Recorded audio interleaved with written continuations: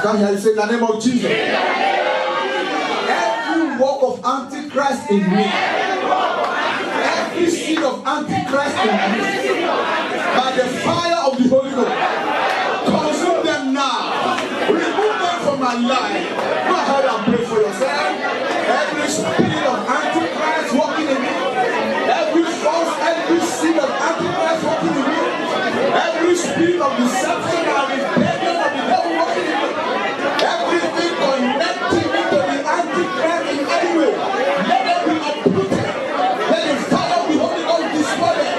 Let the anointing of the Holy Ghost destroy them.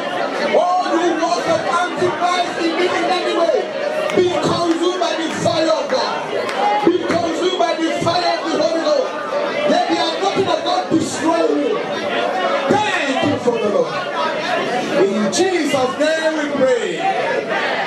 Lift up your two hands if you don't mind. Say, Father, you say I will receive power when the Holy Ghost has come. As I lift up my hands to you now, let your power come.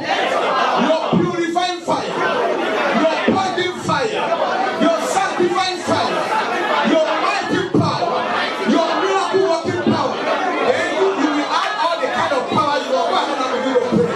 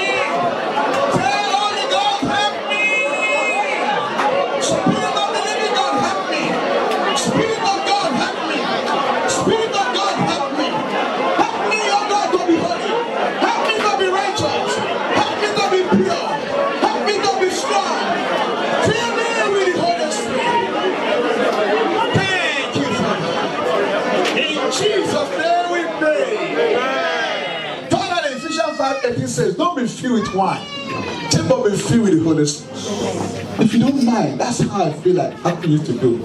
I'm going to do the same. You won't be hearing my voice. As you lift your hands up, it's like you are surrendering. And you are saying, Holy Spirit, everything in my life I surrender. Just fill me with the Holy Spirit. Almighty God, fill me with the Holy Spirit. Let the Holy Ghost take possession of every faculty in my life. Go ahead and pray that prayer without sincerity.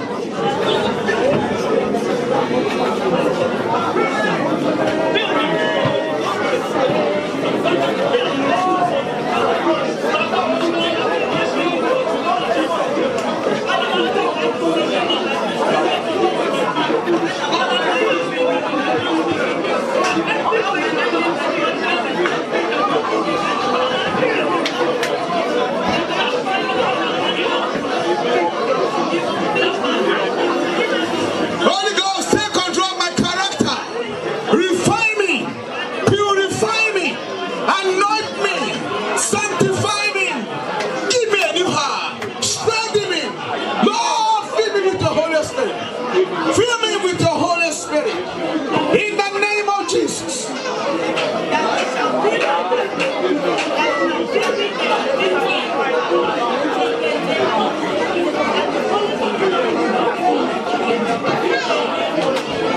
Thank you, Father. Go ahead and begin to praise the name of the Lord. Tell from now, Lord, it shall be new. New anointing, fresh grace, fresh fire, fresh power, fresh authority, fresh insight, fresh revelation, fresh wisdom. Thank you.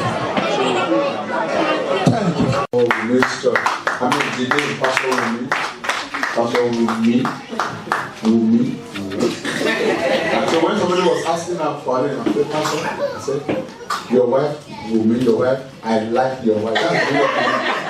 I said, but the cabaret, I should not taking away your wife. Don't know. Because her name is, what's her name? What's the meaning of woman? I like you. So it's not our fault that we like your wife. She's the one who she invited us to come and like her. Is it our fault that we like her? Do you hate her? No. Do you like her? Yes. One day I heard somebody say, man of God, say, no, I'm not a man of God. It's okay. Man of the devil. Say, no, I'm man of God. So which one are you? Man of the devil or man of God? Hallelujah. So we celebrate you, sir and ma. We really appreciate you. Can we celebrate our father and mother in the area? God bless you, sir. God bless you, ma. All the pastors we have, Pastor Omokwe, Pastor and Pastor Mrs. Akindele, Pastor and Pastor Mrs. Adeton, Pastor and Pastor Mrs. Adekule Israel, Pastor and Pastor Mrs. Mooney, Pastor and Pastor James Salatu, all the people. We celebrate the pastor, all pastor Christian, all pastors see that. Let's celebrate our pastor. Come on, let's celebrate our pastor. Let's make a joyful night for the Lord on that behalf. We celebrate you. We honor you and respect you. Thank you very much. God bless you.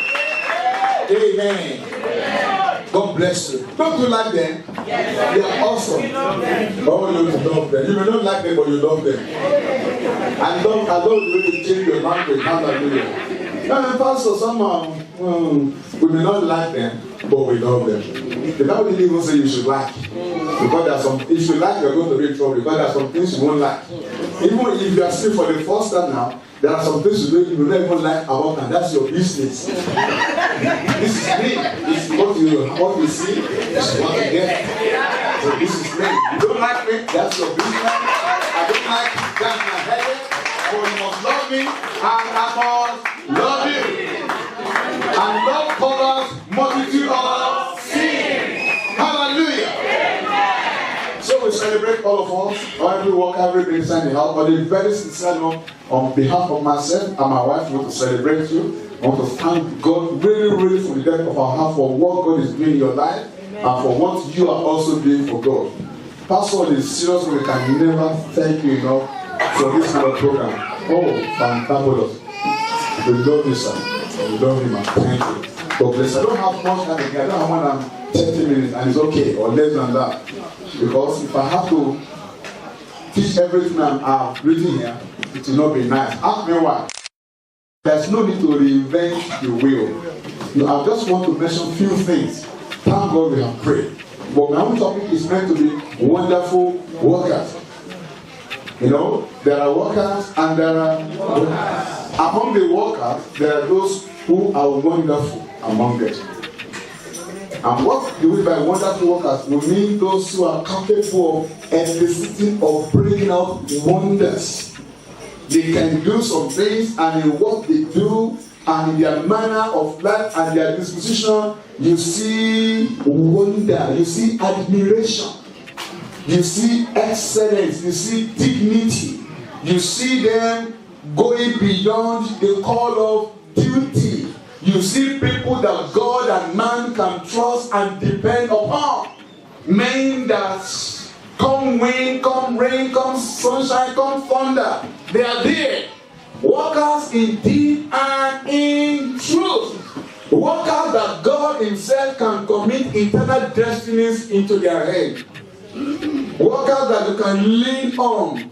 Workers that the pastor can give assignment to and the pastor can go and stay. Being rest assured that as long as by the grace of God, this assignment is in the hands of brother or sister or deacon or deaconess so the job is as good as done.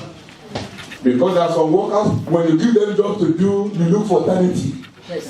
Immediately you give them, you're already looking for alternative because you just give it to them. Because job has to be given to somebody. But in your heart, if they do it, in fact, you'll be coming for job. If they don't do it, you won't be so much disappointed. And you know the good thing, workers like that today, they can graduate to become a wonderful worker. It is a decision. The greatest change that will ever come into your life can come by an act of your decision. Say, by the grace of God, I am changing. It does not matter the level of your work and the grace of God in your life. If you are not willing to change, God will not force you to change. Change is a decision. Of course, you have to cooperate with the Holy Ghost and make adequate use of divine resources. But as much as those resources are there, unless you cooperate with God, there will be no changes. So changes can come by the grace of God with your firm decision by saying, by the grace of God, I am going to change. Look at all the powerful messages we have had. If that is all we have had, I am telling you it is enough. You see me requesting for the... I didn't go to Pastor because she's coming to my house anyway, so both her sermon and herself, I'm the owner. Now, I'm a very rich person. Somebody preach both her sermon and herself, I'm the owner. I better put your hand together for our pastor. I quickly ran to her, can you give me that sermon? Can you email it to me? Because there are so many things there that there was no way I will get. Because she was fast, because she has 30 minutes. And I know that message is not even for 3 hours. It's a message that can change your life for good. I'm going to send to all my workers. I will remove your name there. I will just package it and put my name. Thank God there is no, what do you call this? There's no, if there's copyright, we remove it in Jesus' name. Can I hear amen? And what I say, wow, Pastor, where did you get this whole thing? From the Holy of Holies. That's how we go, because there's nothing new under heaven. Hallelujah. Amen. So we already have enough. But please, let me admonish you, make up your mind, I am going to change. Say, I'm going to change. Say it again. Say it for the last time. Now, put God in it. Say, God, please help me to change. From where I am now to where I'm supposed to be. Amen. How can we change? This is not my sermon. My topic. Forget about it after. How can we change? You change in life by first and foremost identifying your area of weaknesses. You must identify your area of weaknesses. You must know where you are weak or faulty. Pastor spoke about those who just talk anyhow. Say, Lord, I don't want to be talking anyhow again. Until you identify the fact that your mouth is always driving rough, that you have no control over your tongue, you will see no reason to change. Until you know that your emotions control you instead of common sense and the Holy Ghost, that you always act in anger before what is wrong with me? You will keep on like that until you die. Until you come to a level and say, oh, this is not right. My emotion should not be controlling me. It is my will, common sense, and the Holy Spirit and the Word that should be controlling me. And nobody has the right to determine how you will react. You have no control over what people do to you. You have no control over circumstances and situations you go through in life. But you have control over how you react. So you make up your mind, I am no longer going to be acting like a baby. Until you see yourself that you are a baby, you will never grow. You will only begin to grow when you know you assess yourself and you fail yourself. That this is horrible. I have failed in this area. And you identify those areas and you make up your mind, these are the better alternatives. Until you come to that level, you will never grow. And therefore, you are the best preacher to yourself.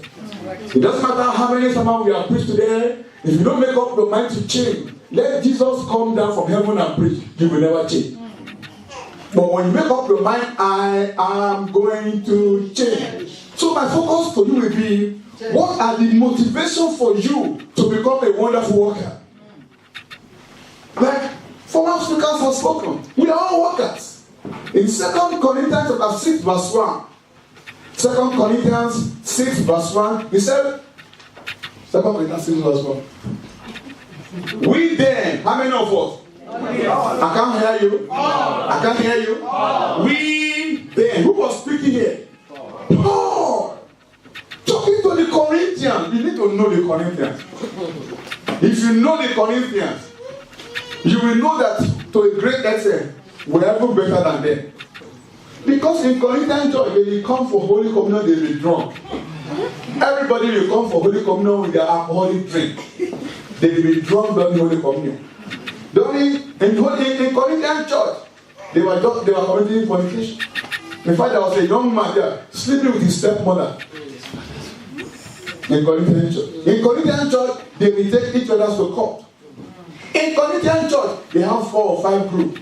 Some said, I belong to Christ. I'm so glad. When you begin to hear them say, I belong to, you see they're spiritual, they're not spiritual. They're just singing in despising order. Some say, I belong to Peter, the original apostle, whom they have never seen in their life. Some say, no, I belong to Paul, the founder of this church. Some said I belong to Apollo from Alexandria, an eloquent man who was the person who came to build us up. And Paul said, that's the same in church of, and yet they were full of the Holy Ghost. There was no church in the New Testament who has so much manifestation of the gift of the Holy Ghost like the Corinthians. So don't be deceived that you have the gift of the Holy Ghost, therefore you are spiritual. You can be so carnal and have the gift of the Holy Ghost. And one of the easiest ways to miss heaven and to miss it is to have gifts and talents. Because you are, what are they talking about? I'm prophesying. I lay hands on the sick. People are blessed when I'm speaking, and your life is not right. You will have all those things manifest them, work for God, and God forbid the person will labor in vain. Somebody say, God forbid. I can't hear you. So you need to change. But the question is, sometimes if you don't see reason to change, you may not want to change. Like I've told you, I've just learned this sermon. But there's no need for learning this sermon. Let me just tell you some of the motivation for change. Where do you need to change? From being an ordinary worker to an extraordinary, wonderful worker. For only to you one reason, one way you can, these changes can take place. And what is it? You make up your mind. Let me ask you a question. Don't be me, I want to be a better minister. You know, before I started preaching today, before this time, today, I was telling myself, God is my witness. Even before I listen to these great women of God preaching, I'm already telling myself some areas I need to change. Today, it was between me and Jehovah. I was telling God, I said, Lord, this area I need to change. I need to change. I didn't know I was going to talk about change because this is not part of the thing I wanted to talk about.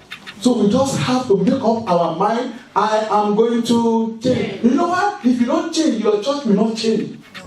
Because you are the church. If you don't change, the kingdom of God will not change. There are so many people whose destinies are attached to you. If you don't change, some destiny will be ruined. If you don't change, some people will go to hell. If you don't change, so many disasters will happen for life and for eternity. And yet a single change can cause a change in destiny for eternity. A single change. Just, Lord, I'm going to change. It's going to cost me, I'm going to suffer. But this is the reward for me in the end. If only for that.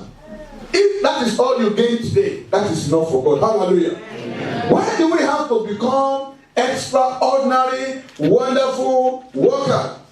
Why?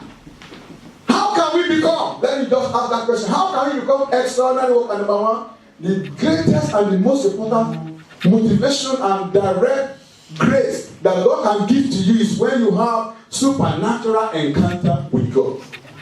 When you have an encounter with God, real, genuine encounter, it can be revelation. It can be God speaking to you through anybody's message today. After all, how are you? The greatest transformation is being born again. How did you become born again? Was it not because you had somebody preaching to you? I was born again because 2 young boys, they were teenagers then, they just came and preached to me. In one room, upstairs, like this second room, my left hand side. They preached to me as a young boy. And I gave my life to Christ. That's the greatest transformation I had. And the Holy Ghost touched my heart. And by His grace, I did not resist the Holy Ghost. Because that day too, I had the power to say no to the Holy Ghost. But God gave me the grace to say, yes. That's how all changes come. Paul said you have begun in the Spirit. You should continue in the Spirit. The same way you have been born again by making up your mind to change, to give your life to Jesus, is the same way you will change to be a better husband, to be a better wife, not to marry an unbeliever, to be successful in ministry, to be a better Christian. It's the same way. You just make up your mind. Lord, by your grace, I am changing. And that change will only be possible if you have already had an encounter with God. You are born again. Then you fear God. You have the Holy Spirit. You study the Word. God gives you a rhema. God, like I was telling you before coming here, my mom didn't even though I was one driving a car. I don't know whether I was in the car before we left home. I was not even praying. I was just saying to myself, this area has to change in my life. Lord, please help me. Maybe I need to fast. I'm not talking of fornication. Yeah, it could be, I'm not a fornicator by his grace, but it could be anything. So don't laugh. I don't know what to go through. Anybody, we go through various things, but we have the power of God to change us. But you have to make up your mind. I want to change. Number 2, you must have an encounter with God. That was what helped Paul. He never forgot the encounter he had on the road to Damascus. Anytime he had opportunity, he will always relate the story. Oh, as I was on my way from Jerusalem to Damascus, I met the Lord. That was the turning point in his life. But then he had various other encounters. He said, when I was praying, he said, Lord, reveal some things to me. God took me to heaven and he showed me things, the third paradise that no human being should be talking about. That's revelation. He said, oh, immediately I was born again, I didn't confer with flesh and blood. I went to Arabia in the desert to just pray and fast and see the face of God. That's transformation. That's an encounter. Your own encounter could be in any way. But one way or another, you must have an encounter with God. Like our pastor said, or pastor said, some are not even born again.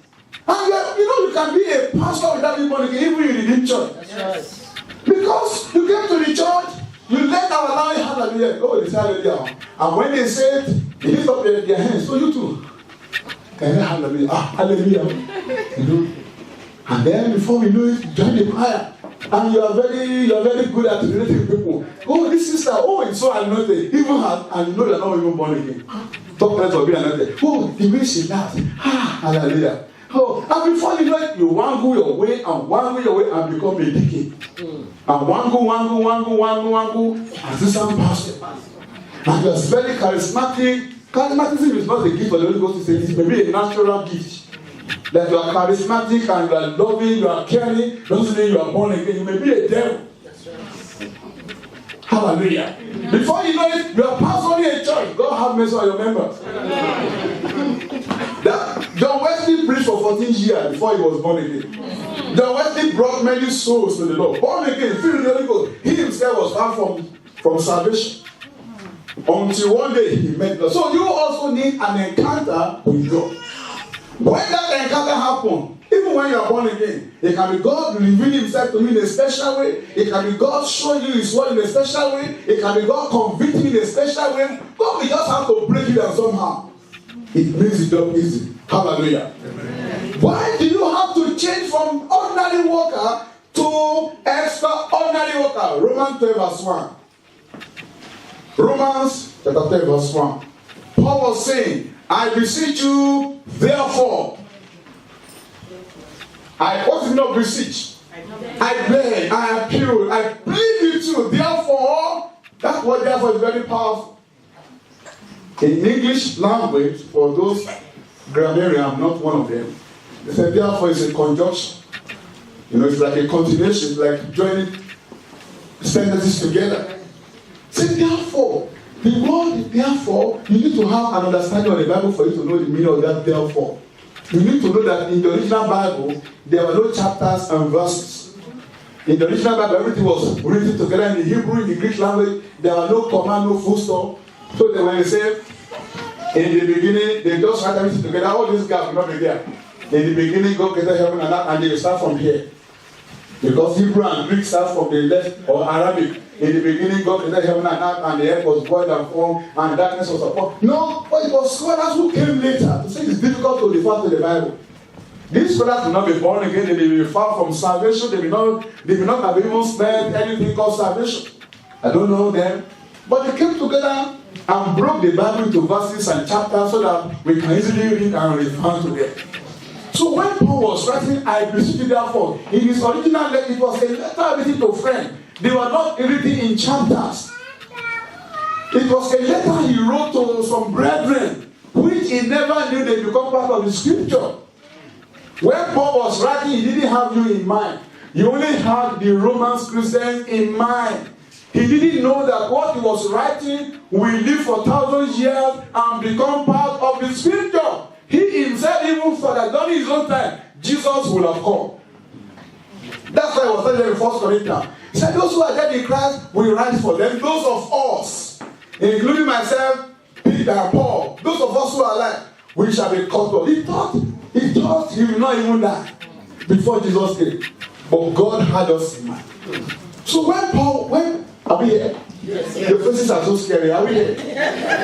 Are we following me? Yes. Ask your neighbor, are you sure you are following this guy? Or has he lost you? Tell your neighbor, don't let him lose your. Thank you, we are together. So when Paul was saying, I beseech, therefore what? Therefore, in view of what God has been doing from chapter 1, verse 1 of this letter up to this point, he was giving them a motivation and an encouragement, the reason why they have to give themselves to God as a living sacrifice. And in Romans chapter 1 to 3, he told them how hopeless man is. That man is eternally lost because he can never keep God's law. And then chapter 4, 5, he told us how God brought salvation to man through Jesus Christ.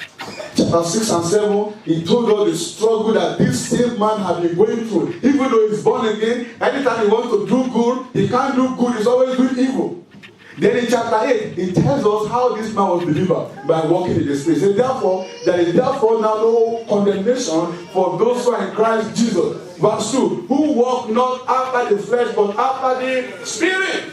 That's how the man was delivered. Then in chapter 9, 10, 11, he began to tell us the price God has to pay to bring salvation to man.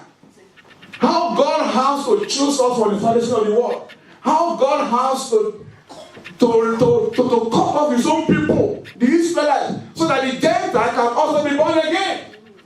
And then in chapter 12, he said, in spite of all, in view of all the price, in view of all the sacrifice, in view of all the pain that God has to go through to save you, to redeem you, there's only one thing he expects from you. What is it? Give your bodies unto God as a living sacrifice. Is that too much for God to ask? I can't hear you. So one of the greatest motivations to really serve God, full force, full blast, wholly, completely, is because of all that God through Jesus Christ has done for you. And the little you can do is to become a worker for him. Because he gave you his all through Jesus Christ. And he expects you to at least to give him your all. Forget about any pastor encouraging you. No pastor called you like our pastor said. Whether a pastor encourages you or not, remember what Jesus has done for you. And you know what? The implication is there is nothing you can ever do to God to pay him back. Nothing can be commensurate enough as a reward of him saving you. But please just give him a little bit. Give him your service. Wholeheartedly. So one of the major, greatest motivation for you becoming a real, full-fledged, committed, holistic, completely sold out worker for God is to just say thank you a little bit for all that he has done for you. Let me tell you the truth. No greater motivation. Let's even assume there is no heaven and earth. Then let's even assume for all that God has done for you through Jesus Christ, you should give him your all. That's the greatest motivation. Hallelujah. Yes. So as from today you can say, say, no, Lord, no more messing up with your kingdom. No more lackadaisical attitude. No more laziness for your kingdom. Do you know you can stop getting late to church from today? Do you know you can make up your mind? By your grace, oh Lord, if I will be the only one in the church, I don't mind. Because nobody saved me. Let everybody, let even the pastor himself be coming 1 hour late. As for me and you, Lord, I'm not going to be coming late. What can be the greater motivation? To give him back a little of all. To just say thank you to him for all that he has done. No, I don't know how to say more than the way I'm saying it. I wish I'm a good and better communicator. Are you following me? Yes. Some people are sleeping. Don't say no, you can't. I'm the one seeing their faces. At least I can point to 3 people that won't. But they know the people I'm talking about. Hallelujah. Amen. When do you have to be sold out worker because of eternal destinies? Wow, my time is gone. Oh, my time is not gone really. Don't spend 1 hour, but I told you not to spend 1 hour. Why do we have to really be, like I've told you, it's a matter of decision. Before you leave here today, let me tell you, you can become a changed person and you will. Amen. But it does not matter how much we pray. If you are not going to change, you are not going to change. If you make up your mind and if you pray little and you back up that little prayer with strong determination and the grace of God, there will be great, powerful result. We can spend the next 6 hours praying. If you don't make up your mind that you don't change it, because God will never force you. Are we here? Yes, sir. What kind of worker do you want? Don't answer me. What kind of fire? You want to continue to sing, oh, single after all this year? Or you want to just say, Lord, there must be a change in my service for you? You want to say, Lord, if nobody is going to serve me in my church, count on me. You want to say that? You want to say, Lord, I will give more time. I will be more caring. I will be more forgiving. It's a decision. You can say to yourself, nobody will ever offend me again. Like Pastor Anko said to us many years ago, not even many, I think it was last year we had a meeting. He said, God has touched me. About forgiveness, he said, forget about it. He said, even he was talking to us ministers then. He said, even you, before you, all of you ministers, he said, before you even offend me, I have forgiven you in advance. You remember that time, sir? He said, I have forgiven you in advance. That's how to be a Christian. You can make up your mind, and from now, whoever offends me, I will. Forgiveness is a decision. Yes, sir. Just 2-3 weeks ago, I went somewhere on behalf of a family, and I met a lady in our church. Forgive me for making myself an example. I'm not a word example, but let's use it. And the lady said to me, we've been going through some tough time with this family. And the lady said, Pastor, I said, yeah. He said, I'm trying to copy you. That's all that he said. I'm trying to be forgiving like you. He said, look at you now. You are here now because of this. He said, I know what they have done against you before, and you're just running a basket on their behalf. He said, I know what they've been talking some rubbish about you. See this man. I said, wow. I said, forget about that. Let's move on. Because me, to know what I have to forgive, I'm not a great person. I'm not as fantastic as people think I am. I'm not as strong as people think I am. I receive mercy and grace every day. Woe behind me if I don't extend that kind of mercy to others. Woe behind me if I don't forgive others, because I receive forgiveness every day. Today, you even now. What am I talking about? So you say, yes, heaven will settle the matter. Heaven. You won't even go to that heaven. They don't settle the matter in heaven. Any matter not settled here on earth will never go beyond this world. What will go beyond this world is the punishment for eternity. You don't settle cases in heaven. And if you don't forgive, who will suffer? You. You will have arthritis. You will have pain in your heart. And anytime you see the man, something like crocodile will be crawling in your heart. And this person you don't like doesn't even know what I'm going through. He will come and say, how are you, sister? And he said, look at it. You are smiling, but in your heart, he said, look at it. Who is suffering? And then you will suffer again, you go to hell. It's a decision. It's a decision. Hallelujah. Amen. Why do you have to become a great eternal destiny. In 1 Corinthians 3, God are going to be judged. And they are going to be judged by fire. He said, if our work do not pass through fire, he said they will be burnt. Some people will labor and labor, but because their job, their labor is not sandwiched and coated with the love of God, they will labor in vain.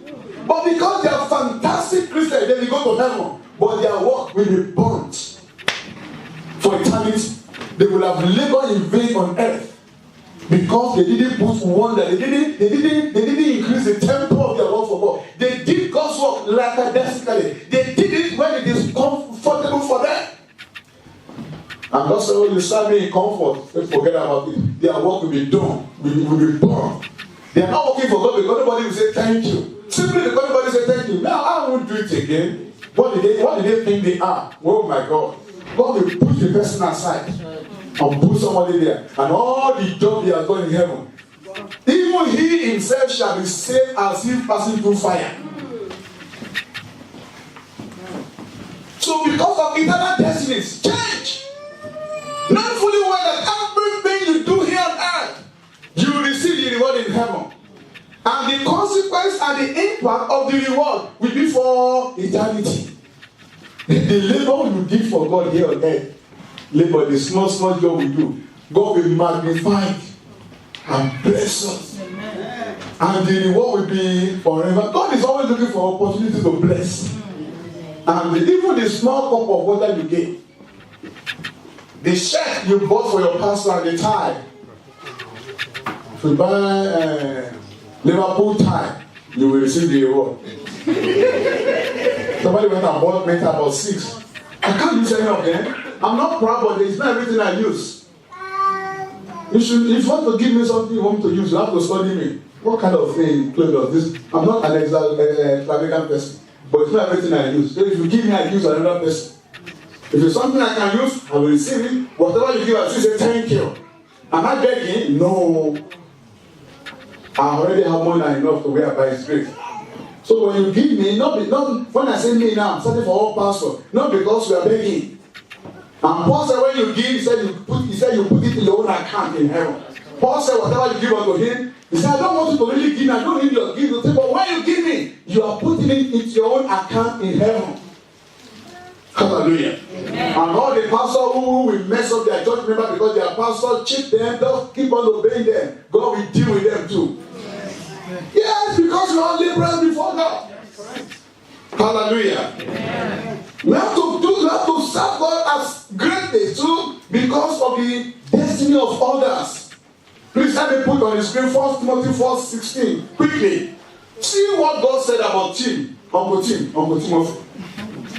Take heed unto yourself and unto the doctrine. This matter of doctrine is just coming up all the time. People say today, you don't need doctrine. You can never be a Christian without doctrine. You can't be a worker without doctrine. You can't go to heaven without doctrine. You will just be fanatical. I saw one man who said just last week, yeah, we don't believe in doctrine again. He's the spirit. I said, in my hand, you have failed. You can't do without doctrine. Doctrine is what the dark age means teaching. How can you do without the teaching of God's word? It's just the Holy Ghost. You become fanatical and you become empty in your heart. And if you have all the doctrine without the Holy Ghost, you become legalistic.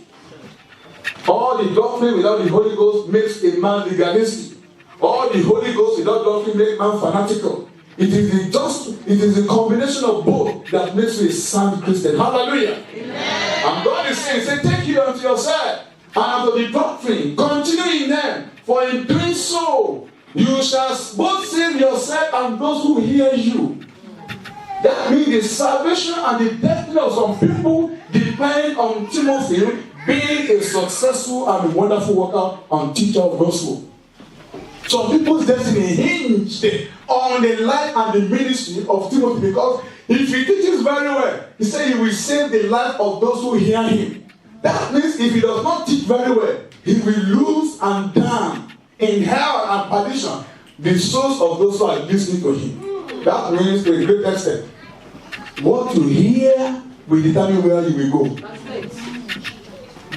If all you hear is hallelujah, glory, preaching, oh, hallelujah, you are in trouble. I'm telling you. pastor preach, and all you have is goosebumps. Oh, that man can speak. Oh, hallelujah, he can speak, man. I feel good. You're always feeling good. You're in trouble. You need to go to places where they will flog you with God's word, where they will rebuke you, where they will correct you. Places that you will hate to go to, if not for the grace of God. Those are the places that can take you to heaven. Not the place of hallelujah. He will bless you, man. They lay hands on you. Every day they must lay hands on you and you must fall. Since you have been falling and you have been resting, what is the result? You don't have God's word. You don't have the fear of God. You are resting to go and commit adultery. You are resting to go and smoke and drink. What is the purpose of falling? Hear the word. Let the word sink into your heart. Let the word beat you up. Let the word smack your face. Let the word batter you. Let the word build you up. Let the word transform you. Let the word take you to heaven. Amen. That's the success. Otherwise, there is no success. But if only in this world we have hope in Christ, you have all the blessings, all the healing, all the prosperity, all the immigration, all the marriage, and you miss heaven. You have missed everything. And if you never have any of this, God forbid, you still make it to heaven, you have gained everything. But it's good to gain both. But you have to skillfully combine God's word. And as a round up, finally, develop a servant mentality. To become a true worker, a successful, wonderful worker, develop a servant mindset. That you are here to serve. And like our pastor said, as a servant, you are a beggar. A beggar has no choice. Whatever they ask the servant to do is what he will do. Brother, can you please sweep the floor? You should rejoice. They asked me to sweep the floor. Uncle Pastor, Uncle King David said, I would rather be an usher in the house of God. The greatest king in Israel. In his own time, Israel was a superpower in his own time. He said, he can't go for being a king, but there's something better I would have loved to be. I would rather love to be an usher, a doorkeeper. Wow. So you're an usher, you're saying, well, the only thing I do is, the only thing? Only? Don't you know that is the basis upon which God will reward you in heaven? If God has not called you to be a pastor, He will reward you for being a pastor. And you know another good thing, you could be an usher in the church, but in the eyes of God, you could be a pastor. Yes. Why? Because God has given you pastoral abilities. But for one reason or the other, even yourself, you don't even know. But you care for people like pastors. You call them up. You follow them up. You're after their welfare, even more than the pastor of the church.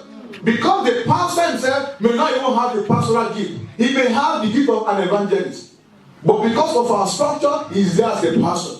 And that man is doing fantastic job as an evangelist. And he's there as a pastor. But you are there under her, under him, to assist, to follow up. In heaven, God will give you the reward of a pastor.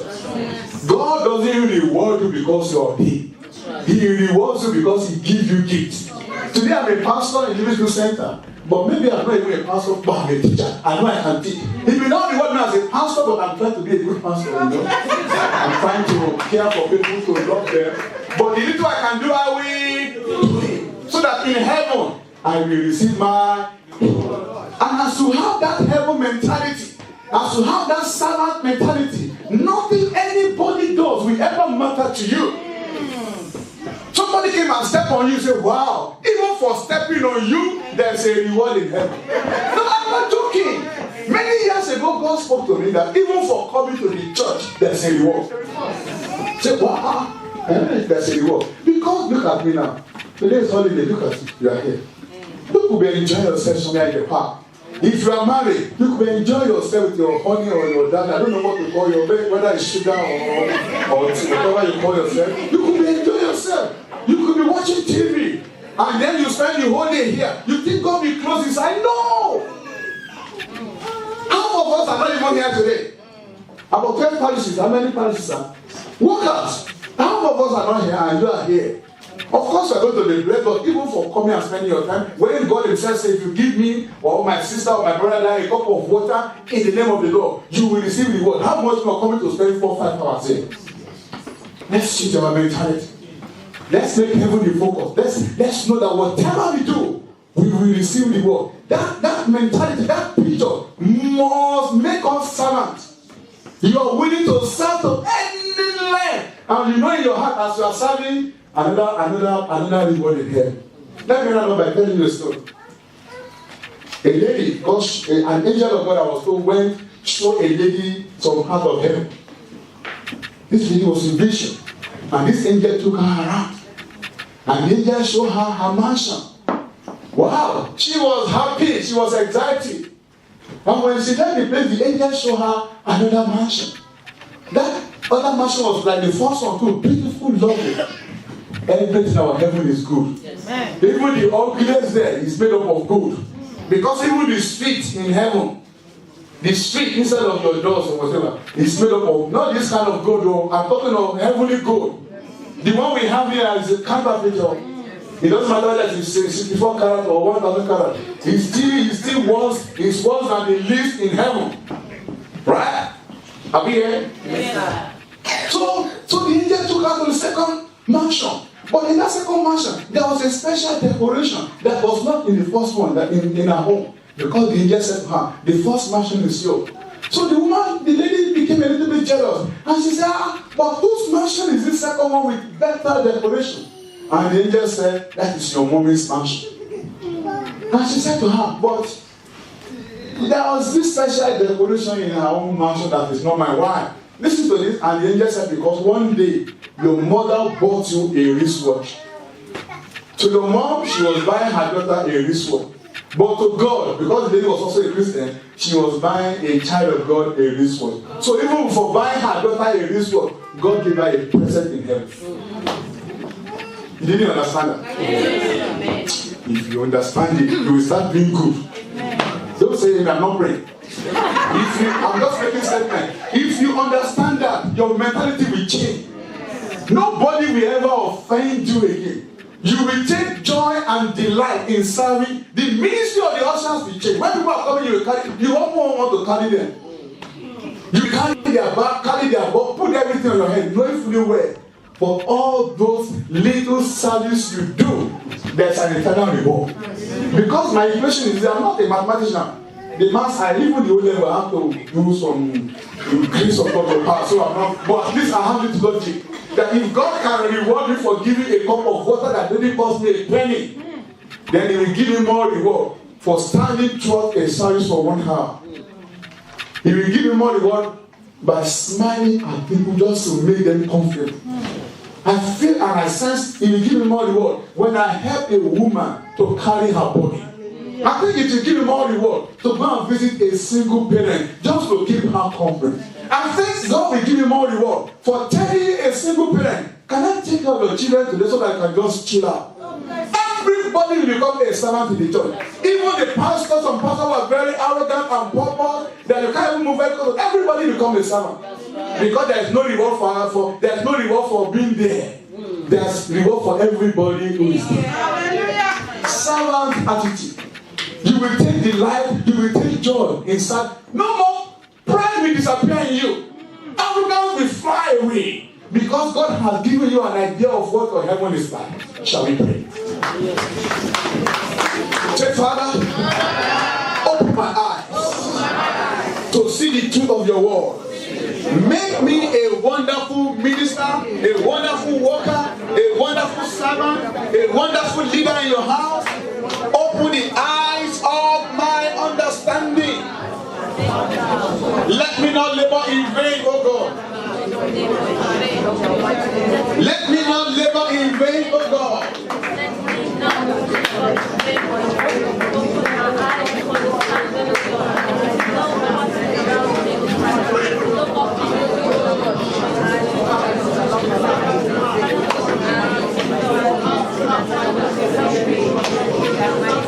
Anyone pray, say, Father, every hindrance in my way, all the pride, all the arrogance, all the pomposity, all the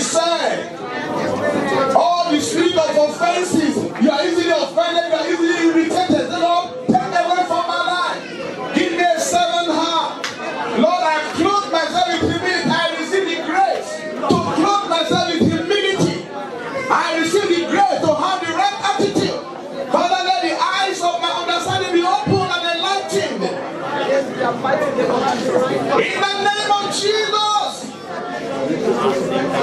Lord, I separate myself unto you. No more serving you haphazardly. No more serving you just in comfort. No more serving you like a desperate attitude. Lord, I'm ready all the way. Give me your grace, give me your strength, give me your wisdom, give me your power, give me your ability. In the name of Jesus. Father, we thank you. We give you glory and praise. In Jesus' name we pray.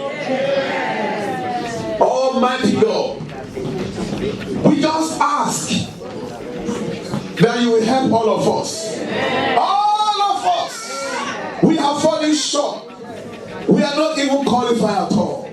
Jesus, be our qualification. Oh God, be our qualification. Clothe us with humility. Clothe us with grace. Give us a servant heart. Give us a humble heart. Give us a teachable heart. Let our eyes of understanding be open.